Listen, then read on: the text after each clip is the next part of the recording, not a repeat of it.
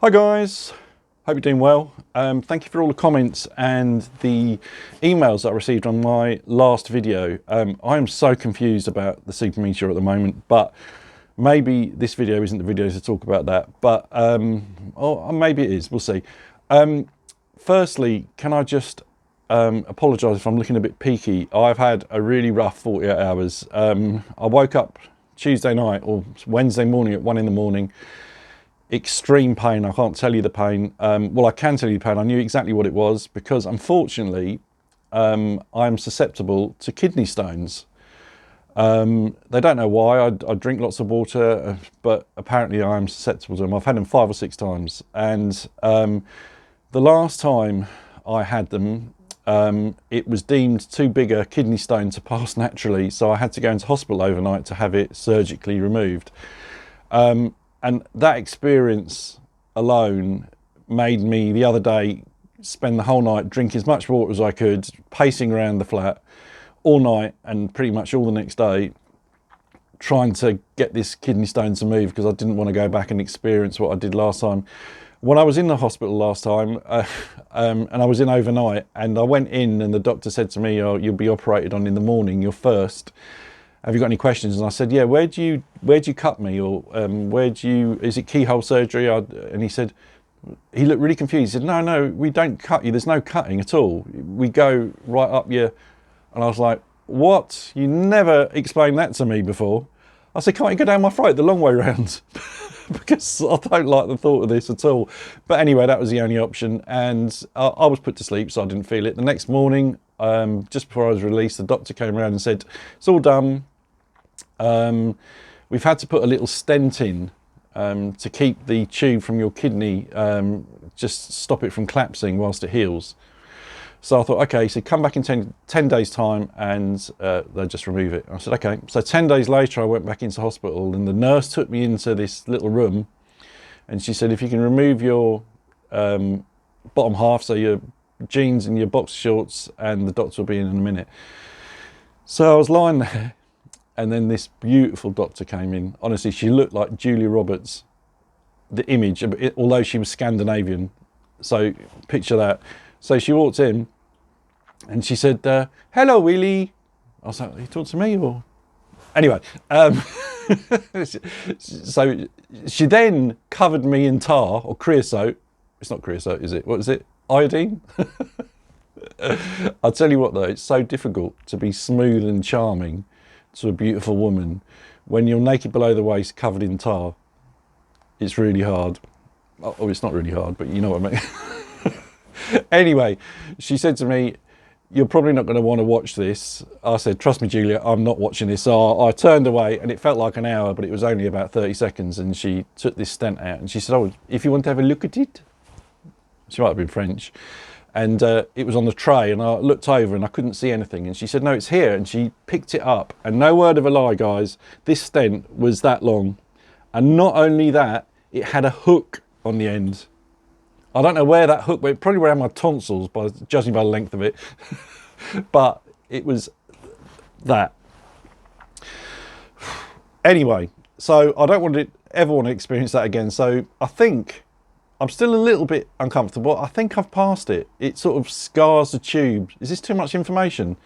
But I know it's quite a common thing, kidney stones. And yeah, so that's why I'm looking a bit peaky, because I haven't had much sleep. Anyway, let's talk about today's video. So we went to the CAF the other day, me and a friend. He's just bought a T120 Triumph Bonneville, beautiful bike. And we rode out to a CAF in Kent. And outside the CAF was a guy just leaving on his classic 350. And he came over to us and started chatting. His was halcyon black, which I really like. I love them all, but it's like the Mars bar wrapper colour. But I said, "Oh, how long have you had it?" He said, "Oh, I bought it at the beginning of last year." And he said, "That bike has saved my life."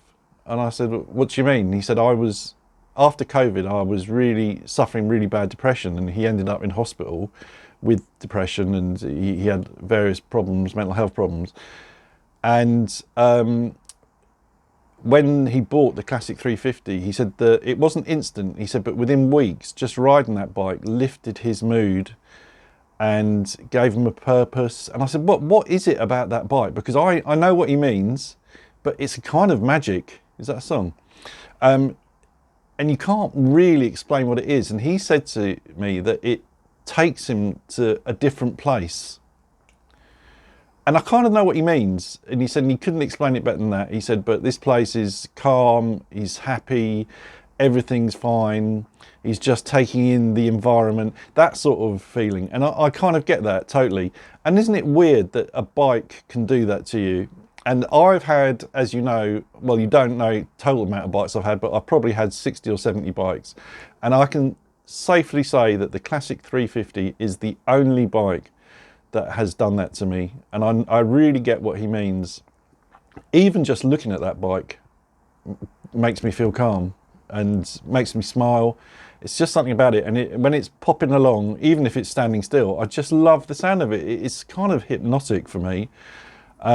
Absolutely love it. So it's weird. It has a magic that sadly, the Super Meteor 650, however much I find that bike so comfortable and it's perfectly good to ride, it's so smooth, it does all the speeds you need to go. There is something missing from the Super Meteor. Something, maybe kind of soul that the Classic 350 has, I don't know. But there definitely is something missing. And I have to say, and this is going to be controversial, I have to say, when I rode my mate's T120 the other day, the Bonneville, I felt a little bit of a connection like I do with the Classic 350. And I don't know why. I can't explain why. It's not just the bike is a gorgeous looking bike and it looks incredible. There was something more, as there is on the Classic 350. So I don't know what it is, and I don't know what that means. But yeah, it's a lot of food for thought. I was going to talk about the big bore kit for the 650 Royal Enfield engine, but I think I'll say that for another video because I'm still researching it. It's proving to be an expensive upgrade. I think probably £4,000 plus actually if you were to get the big bore conversion kit, because you then had to upgrade the clutch and you had to get obviously a new set of exhausts, like free flowing exhausts, and they recommend an upgraded camshaft. And then you've got to have it all fitted, because I couldn't do I couldn't do the big bore conversion fitting. I couldn't change that. So that it could be into sort of £4,500–5,000, which obviously is just totally, for the amount of time I keep bikes, it's just not worth it. But I'm looking into it anyway, just to see how much it really would cost. Anyway, guys, that's my ramble for today. Let me spin you around and have a look at Charlie.